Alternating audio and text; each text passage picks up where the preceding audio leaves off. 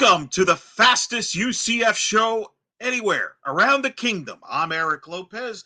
Hope you had a good July 4th. Trace apparently doesn't feel that July 4th weekend is long enough break. He is still out, but joining me to fill in is our good friend Jeff Allen, who has the fastest segment on UCF Sun's live show. Welcome, Jeff.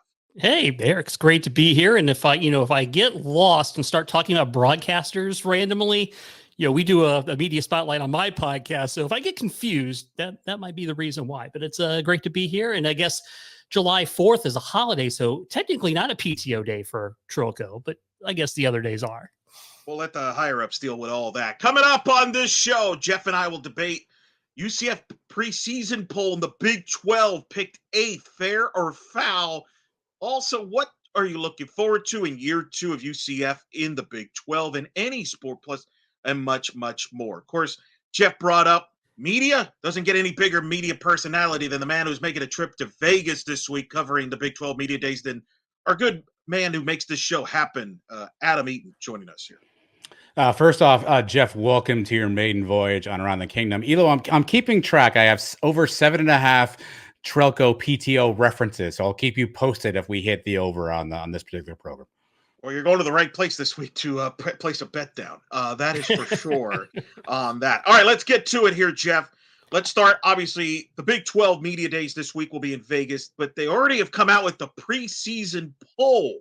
UCF was picked 8th in the preseason poll, same as last year, ironically enough. Of course, Utah, the preseason favorite in the Big 12. Of course, remember, this year you got new members, Arizona, Arizona State, Utah, and Colorado in the mix. Arizona's right up there at the top. Jeff, what's your reaction to UCF being picked 8th in the preseason poll? Fair or foul? I'm going to say fair.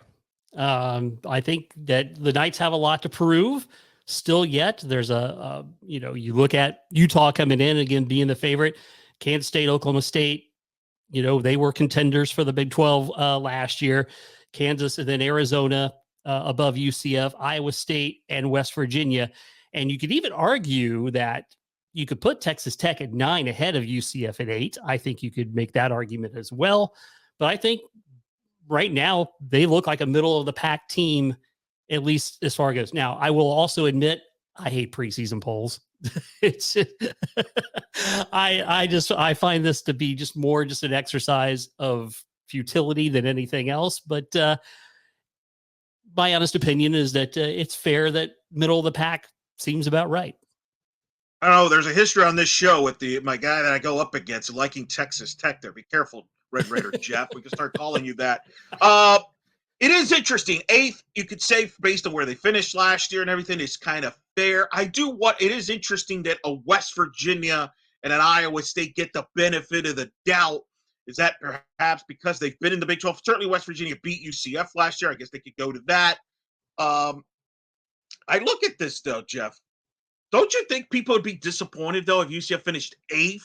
And that's the thing that's interesting about this, because if UCF were to finish 8th, if this was accurate, you could say, well, UCF met the expectations of the coaches in the league, but yet I don't get a sense that the fan base would feel that this is a fair expectation. I think there's more higher expectations internally when you consider the addition of KJ Jefferson, all the additions they've had on the roster. I feel it would be a disappointment. So from that standpoint, maybe it's fair from the coaches and the media standpoint, but I feel like 5 or 6 would be more accurate. I think they've upgraded at quarterback with KJ Jefferson. Yeah, I would agree there, at least as far. I think the offense is certainly going to give UCF its best opportunity as far as that goes. I also think Kansas State has some questions that I have. Oklahoma State, Ollie Gordon just got arrested. We don't know what that means. I mean, they probably won't do anything, but there's still some questions above. It's interesting, though. UCF's not getting the benefit of the doubt anymore, Jeff, like they maybe did in the American. I feel like. You agree with that? I would agree with that. And, Ollie will be penalized on non-con games for sure. That's fair. Not happening in the Big 12.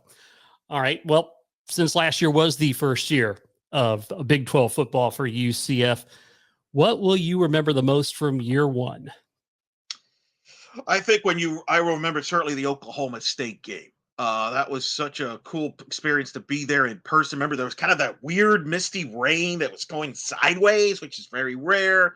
I'm not going to get into the whole storming of the controlled field there where they kind of stormed the field, but it was under control. You had to go meet some people. I thought that was exciting because to me, Jeff, this to me was the real first Big 12 win. I know that in the record books it's going to say Cincinnati. Nobody's going to remember that Cincinnati game. I don't think that was a bad Cincinnati game. It was the Cincinnati team that was coming to America. This is Oklahoma State, who's been one of the top programs in the Big 12 when it comes to football and any sport, really. I think that's what I will remember the most from year one in the Big 12 from a positive standpoint is that win. Yeah. I think of, the season being better than expected. I was thinking bottom of the conference at the start of the season. But the thing I think I will remember the most was us coughing up the game to Baylor. So, that, kind of falls into an MO for Gus Malzahn each year. I think, he gives up a game by being outcoached. And, the Baylor game was certainly a piece of that, the Navy game the year before.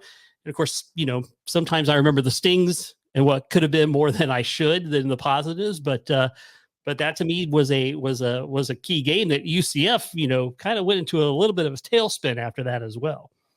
Some would say was, kind of a turning point. You're going to lose it. So you remember the Baylor debacle more so than the Oklahoma State one, because that is going to be interesting. It's if you're a half full person, you go Oak State. The negative side is the Baylor game. So you're going Baylor.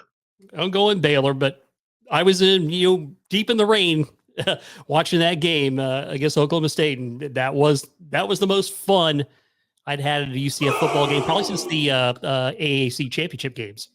The Baylor game was a symbol of kind of the losses, right? A lot of close losses, games that you just you felt like you gave away to some extent at a couple occasions there. The cool thing for me, the experience there, is I got to meet Brian W. Peterson and hang out with Adam too. So that was a pot. Maybe that's why I don't look at it as bad of an experience as you do, but I understand where you're coming from. All right, so we turn the page now in 2024, Jeffrey. Year 2 of the Big 12. What is the biggest question for this football season that you have about UCF in 2024? It's the defense. I mean, that's a defense that got battered around just at will last year, other than the Oklahoma State game. And what's it going to be with run support? I mean, we're stacked in the line, Barber, Hudson, Walker, and Lawrence. So, we're big up front. Are we going to have the run support behind them? I think that's going to be key there. And will Ted Rufus, the new DC, have that desired impact? Addison Williams was promoted to associate head coach and co-defensive coordinator.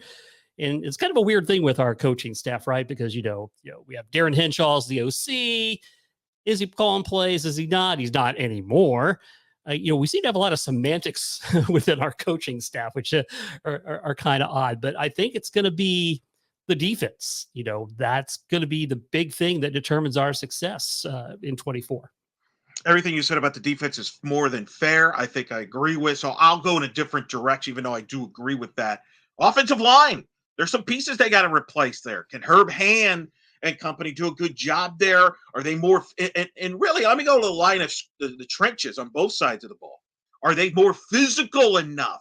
Remember, defense, they got pushed around most of the year last year, especially on the defensive line standpoint from stopping the run. Have they figured that out? But I also think the offensive line is a key there. Can they be physical and dominate the line of scrimmage? I think that's a question that I have for this season for this team if they want to have some success and improvement from last year. Yeah, and as I was thinking about the question, offensive line was right up there as far as I was concerned. And if we're gonna have, we had a very stout running game, and but are they going to be able to pass protect? That's going to be the big question there, I think. What about the special teams? Colton Boomer kind of slumped through the end last year. Maybe he was not 100% healthy, but really, I'm just talking about the special teams. When was the last time, Jeff, that you felt like the special teams won a game? And I'm talking punt return, kick return. Is this Mike the Hughes? Curse of Mike Hughes? Right. Is this the curse of Mike Hughes? Ever since then, I think the only memorable positive return we've had was the late, great Otis Anderson, I believe, against Pittsburgh in the loss in 2019. We haven't had that big impact in the special teams. Will we have some contribution there? Because I do think when you're in the Big 12 and you're in these 50-50 type games, you got to, special teams can win you some games here. Yeah, I think so too. And, Xavier Townsend certainly had some moments where he was close to breaking them. Maybe this is the year that he finally caps that out. All right, so we talked about the defensive side of the football, and of course, Lee Hunter certainly was one of those that made the preseason Big 12 team. Kobe Hudson on offense, the other. Which of those two do you think will have the bigger impact in 2024? To me, it's got to be Lee Hunter if UCF wants to have a successful season. I just mentioned the line of scrimmage being a question mark. Lee Hunter can certainly be part of the solution there. It was interesting that he was selected to the preseason Big 12 team, him and Kobe Hudson. I know some people thought there were some, snubs, but remember, it's the Big 12. I know people think that, RJ Harvey should have been up there, but, they're pretty stacked in the running back position in the Big 12. But I think Lee Hunter, of the two, Hudson and Hunter, has to have the biggest year and have the biggest impact. And I think if he does, I think UCF will be on its way to be on the top half of the league. I'm going to go Kobe, and not to say that Lee Hunter won't have a huge impact. So I'm not saying that when I pick Kobe, but, Kobe, is wide receiver one. He went 44 for 908 touchdowns last year. Each season, his total yards and his average yards per catch has increased. And I think he's poised, really, frankly, to be one of the best wide receivers in the country. It certainly is set up for him, right? Being the guy, coming back.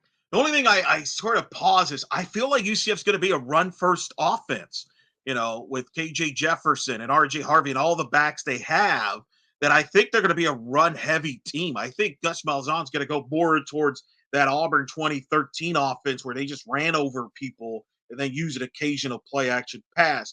But again, I also think if Kobe Hudson has a monster year, that means we're trailing maybe a little bit more than we would like. I would like to think Lee Hunter, again, could help along with Walker and company to, in the defensive line, I think is key. If he doesn't have a good year, then I don't know if UCF will have a good year in general. So we'll see on that from the football side. They will be in Vegas, part of the Big 12 Media Days. Of course, football dominating the headlines, but basketball also pretty important in the Big 12.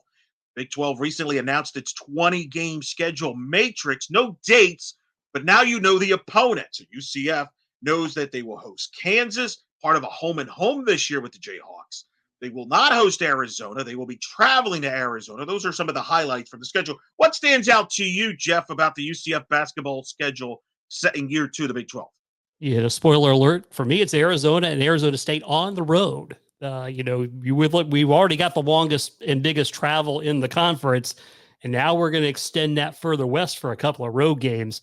That's going to have quite an impact, I think, as far as that concerned. I see the other things, getting BYU, Cincinnati, and Houston as home games and not having to do returns with them, I think is something that might set up to our advantage. And I love that we get Kansas again back here. I think that's going to be great. It's a home and home, and I love the fact that we're getting to see one of the blue bloods of the Big 12 make a trip back down here to Orlando. I kind of broke this down on a blackandgoldbanneret.com article, which I encourage people to check out. It's the first time since 2018 that Houston, in a normal season, the UCF will have to go to Houston.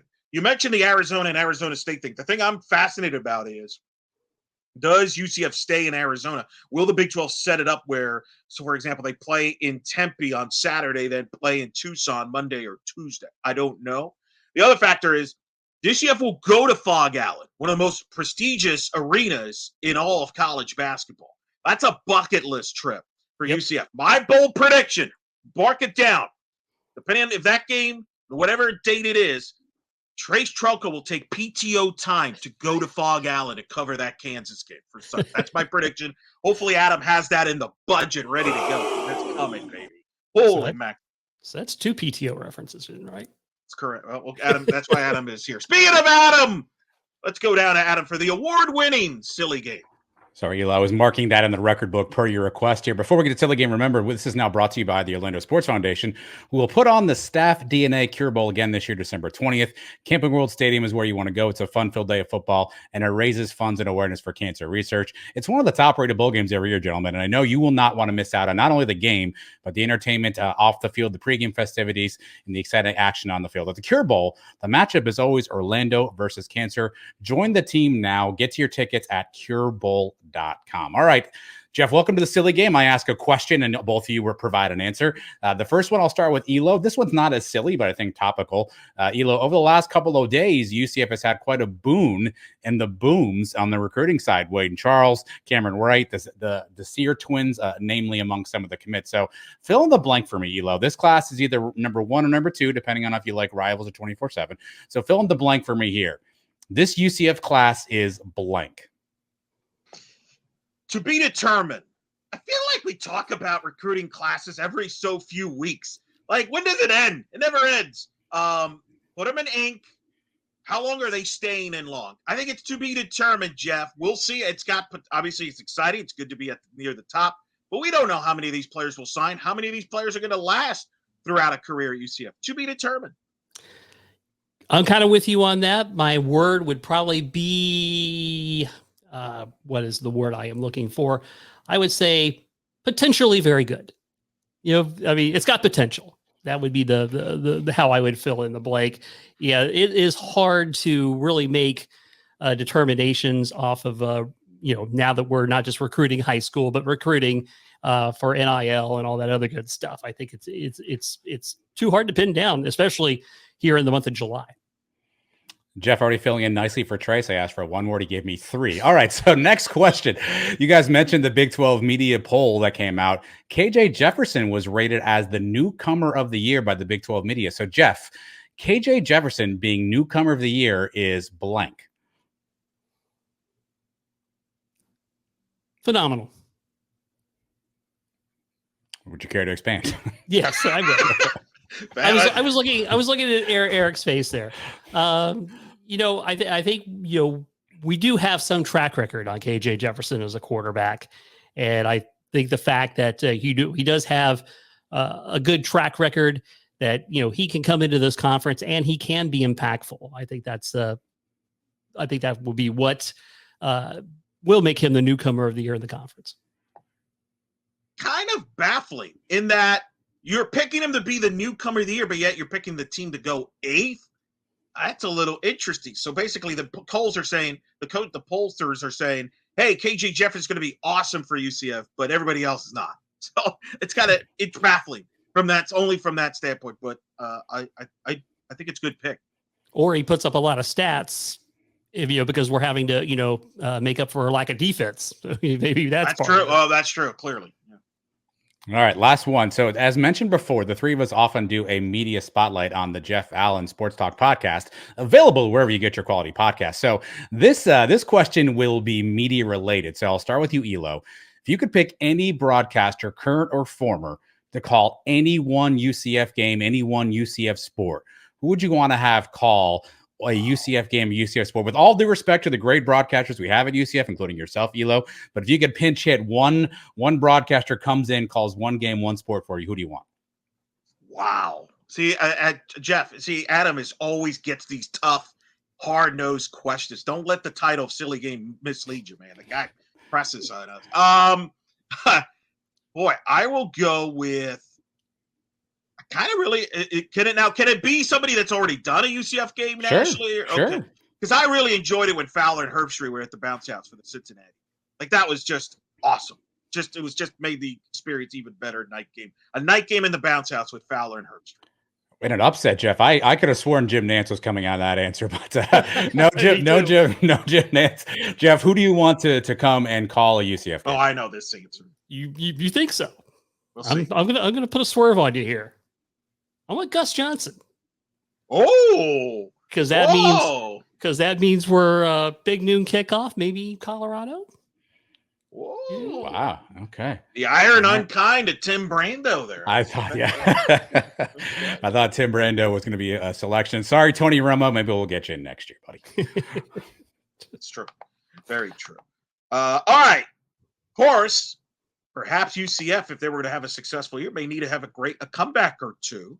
One of the new shows now on the Sons of UCF YouTube channel, our very own UCF Mike is coming out with his top 5 list. Shout out to Craig Kilborn, who had his 5 questions on his late night show, if you ever watched the show.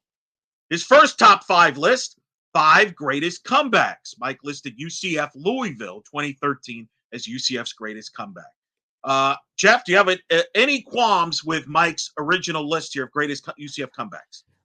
Well, so the top 5 was what? UCF Boise. Number 5 from 2021, Gus's first game. Yes. Yep. Yeah. UCF Marshall 2009. Yeah. UCF Memphis in the AAC title game. Yep. UCF ECU 2014, Hale Perriman. Yep. And number 1, UCF Louisville. I think I would put the AAC title game as my first pick, just because it's a championship. And it was an amazing comeback. But that would be my reasoning. I would definitely have UCF Louisville at number 2. And I think that's a very, very close number 2, because that was really, you look at that game, and I forget who was announcing the game, but that game was a Teddy Bridgewater love fest. I believe that was Carter Blackburn and Cannell. It was Danny Cannell, because I interviewed Danny Cannell when I was a radio producer at the time. That was a Friday night game, ESPN. I agree with Mike. That's the number 1, because they were down 28-7. I was at a sports bar. Everybody thought the game was over at that point, and UCF made that great comeback. The East Carolina game is a little tricky because technically UCF blew the game. Remember, they had a big lead. So is it really that great of a comeback, or was it more of, salvaging that with the incredible play? I would take out the Marshall game, and I would include the Memphis regular season game in 2018. Remember that in Memphis? Memphis is up multiple scores. It looks like they're not going to be able to stop them. Mackenzie Milton does the flip. I think that was a significant comeback. Without that comeback, game day doesn't come down to UCF. So I would put that on the list as the greatest comebacks down multiple scores. The Marshall game, quite frankly, Marshall gave that game away. Yeah, no question about that. And I would also agree on the ECU game, because not only did UCF blow the game, ECU blew the game too. Trying to run out. So you could argue, should that be on the list or not? That's very debatable. But I agree with the Louisville too. I'm excited for this list, though. I think it's a cool new show concept that people should check out. And so, yeah, well, definitely. So we've talked a lot about UCF in year 1 of the Big 12, and so let's go outside of football with this particular one. What do you remember most from UCF Athletics in year 1 of Big 12 play? And what would be the biggest question for year 2? I think, to me, let's start with the most memorable thing. I think it was UCF Kansas men's basketball. Nobody thought we would beat Kansas. To beat them, storm the court authentically. It wasn't scripted. Was pretty I don't think we'll ever forget that. I think that's one of the top moments in the history of UCF on campus. Beating Kansas in men's basketball. To me, that's the one that jumps out the most. The other thing that I will remember is the attendance boost for volleyball, hosting Texas with the national champions at volleyball, softball hosting Texas and Oklahoma, which turned out to be the 2 best teams at softball. Those are things, but clearly the Kansas game. I mean, number 1. Yeah. And I would say for me, just getting and being in the Big 12 and just absorbing the enormity of it, seeing the logos, the games on the schedule, and finally, feeling that reality that we, had finally made it to the big time, the dream had come true and all that. To me, that was a lot of what I enjoyed and remember the most about the first year in Big 12. And of course, you listed off, the landmarks with the win over Kansas and Oklahoma State game and all that good stuff. I know we were going non-football here, but there was just so much there.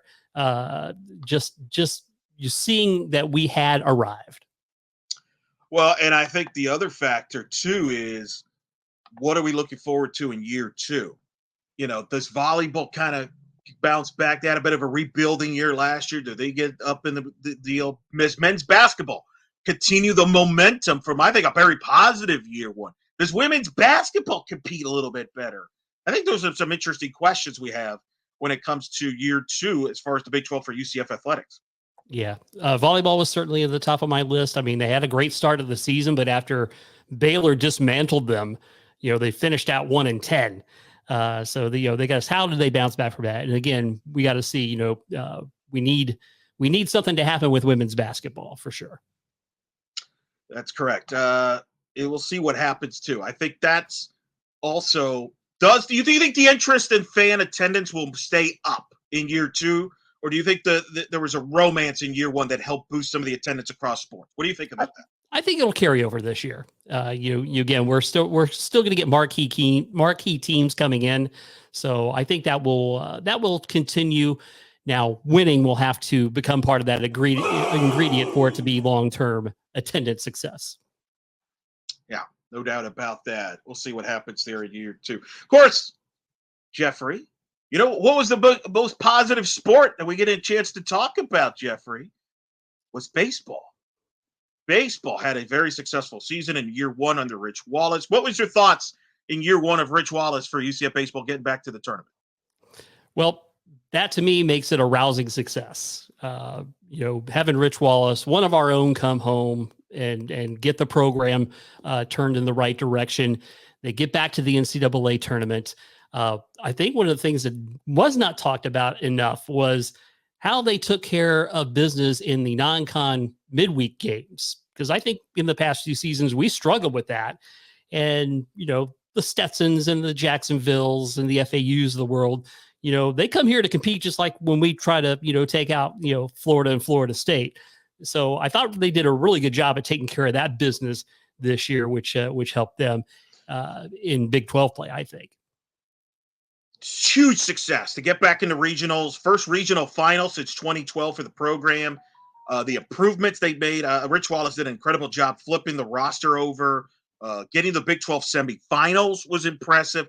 My only really disappointing part, Jeff, I thought that the attendance would have been better considering the quality of Big 12 baseball. Like, I was at the last Texas game on Sunday. I flew back from Oklahoma City covering the Big 12 softball championships. And, Texas is one of the 3 to 5 biggest brands in college baseball and college athletics, really. And it wasn't that big of a crowd. And I know there was a holiday weekend. There was a lot of excuses to be made. I thought baseball would get a bigger attendance boost. That was my only negative, I thought, or disappointment of the year 1 for baseball. Yeah, I would say that was a little disappointing that the crowds didn't translate as far as that goes. As far as 2025, what do you think is the biggest challenge? For me, it's getting back to the tournament because you've got such a great quality of competitors in the Big 12. I think that's going to be their biggest challenge. Can we do it? Can we maintain consistency and momentum, which baseball's had a trouble really doing that in the last 2 decades? Yep. You've got a sport you want to ask me about? Yes, I do, and it's probably one that you know a little bit about. You're around the program a little bit. Let's talk softball. Let's break down. What do you think their success rate would score out as far as their first season in the Big 12? It was a weird season because technically they matched the expectations. They were 5th in the Big 12 preseason poll. They finished 5th in the Big 12. They make the NCAA tournament for the 4th straight year, first time in program history. They did that. Yet, with all that experience back, I think they expected more. And it was such a kind of a what-if year, a frustrating year because they went 31-25, Jeff. 12 of the 25 losses by 1 run, including the last game against Auburn in 12 innings. Maybe that was fitting. You would lose by 1 run to end your season. So it's a weird season to grade because they did some things, and yet they probably felt they left some games on the table. If they win 5-6 of those 1-run games, they might be in the mix to host. Yeah, I would agree. And I like the fact that, even though they were kind of up and down early, they got on that 10-game win streak and really started to make things happen for themselves. So what do you think their challenges next year? For me, I think you're not only replacing a lot of key players, you're replacing a lot of leadership. And maybe as the man who's around the program, you can tell us who will assume some of that leadership role. Well, it's going to be some young players. Sierra Humphreys, Samantha Ray, part of this top 25 class. They has contributed as freshmen last year. Aubrey Evans. I know they got a freshman class coming in that they're excited about. But it is going to be a very young team. Complete opposite from last year, which had the experience. And how do you replace decorated players like Jada Cody and Shannon Doherty, who was on your podcast recently? those you don't replace them. You just hope other young players step up into that level, and to that young talent kind of materializes. They've added a couple of transfers they will add on that, but it is going to be a bit of a rebuild, and we'll see how they handle that. Coach Bubble, but they'll have him ready to play. New staff too. Yep. Staff. All right. I'm not going to ask you to grade the teams. Only Trace. He's a professor. He's a teacher. He likes grading stuff. We'll leave you that. Let's go to Adam for plenty of, I'm sure, corrections he's got to do. No, it was a clean show, gents. A couple of fun facts where UCF obviously ranked 8th in the preseason poll, only faced 4 of the 7 teams above them, so maybe some reprieve on that one. Talking about biggest questions, you forgot one perhaps. Colton Boomer, 13 of 21 on field goals. That's going to have to get fixed for UCF. You mentioned UCF Hoops, a signee this past week, Elo, 4-star guard Dior Johnson, formerly of Pitt, went the JUCO route, had some off-court issues. He signs with UCF. Elo, you were correct. Louisville was called by Carter Blackburn and Danny Cannell in 2013. And your final count only had 2 PTO references. However, in an upset, we had 3 Jeffries, which I did not see coming. Very good. Very good. One more thing. My mother, right? Jeffrey. Yeah. Very good. Jeffrey. One more thing. Jeff did a great job for filling in for Trace, who's going to be with Adam and, of course, a cast of thousands in Las Vegas. Big 12 Media Days. Look for Sons of UCF coverage all week from Vegas. Jeff, do you think those guys will be the same coming back from Vegas? Oh, probably not. And, and after UCF Mike posted that Chippendales picture, I'm very, very scared for this trip. Be on standby, Jeff. We might need you next week. I have a feeling Trace might take another PTO after Vegas. He's done with Vegas. He doesn't strike me as a Vegas guy. Keep it here for all the latest in UCF on Sons of UCF. For Jeff and Adam, I'm Eric. We hope you've enjoyed this edition of Around the Kingdom.